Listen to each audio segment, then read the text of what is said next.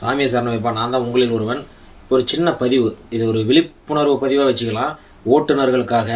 So இன்னைக்கு சூழ்நிலையில் வந்து ரோட்டில் வண்டி ஓட்டுறவங்க பாதி பேருக்கு வண்டியை ஓட்ட தெரியாது. அந்த லெவலில் தான் வண்டி ஓட்டிட்டு இருக்கிறாங்க. எப்படி வேணாலும் வண்டி ஓட்டுறாங்க. ஒரு ரூல்ஸ் அண்ட் ரெகுலேஷன் ஃபாலோ பண்ணுறதே கிடையாது.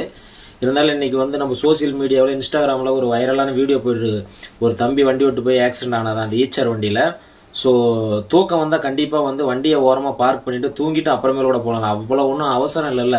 ஸோ இன்றைக்கி வந்து அந்த குடும்பமே நடுத்தெருவில் நிற்கிற அளவுக்கு போயிட்டு இருக்குது.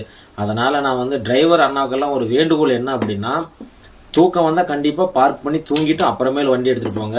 சேம் டைம் வந்து ட்ரிங்க்ஸ் பண்ணிவிட்டு வண்டி ஓட்டாதீங்க. ரூல்ஸை ஃபாலோ பண்ணுங்கள், ஓகேங்களா? ஏன்னா உங்களை நம்பி ஒரு குடும்பம் இங்கே இருக்குது அப்படின்ற மனசு வச்சுன்னா கண்டிப்பாக நீங்கள் நிதானமாக போயிட்டு வரீங்க. அதான் நான் சொல்கிறேன். ஸோ எல்லா டிரைவர்ஸும் நான் சொல்லலை, ஒரு சில டிரைவர்ஸ் மட்டும் அப்படி நான் சொல்கிறேன். யாரையும் மென்ஷன் பண்ணல. நம்ம உயிருக்கு ஃபஸ்ட்டு நாம் தான் சேஃப்டியாக பார்த்துக்கணும். ஏன்னா அவங்களுக்கு அங்கே குடும்பம் இருக்குது அப்படின்றது. அந்த தம்பி ஆக்சிடென்ட் ஆன வீடியோ வந்து ரொம்ப மனவேதனையாக இருந்துச்சு. அதனால் இந்த ஒரு சின்ன பதிவு, இது ஒரு விழிப்புணர்வு பதிவு தான். இதை நீங்கள் 4 பேருக்கு ஷேர் பண்ணும்போது அவங்க கண்டிப்பாக இந்த வீடியோ பார்த்து ஸோ நம்ம உயிருக்கு முக்கியத்துவம் கொடுக்கலாம் அப்படின்னு நினச்சா ஒரு உயிர் சேஃப்டியானா அது எனக்கு ரொம்ப பெருமை.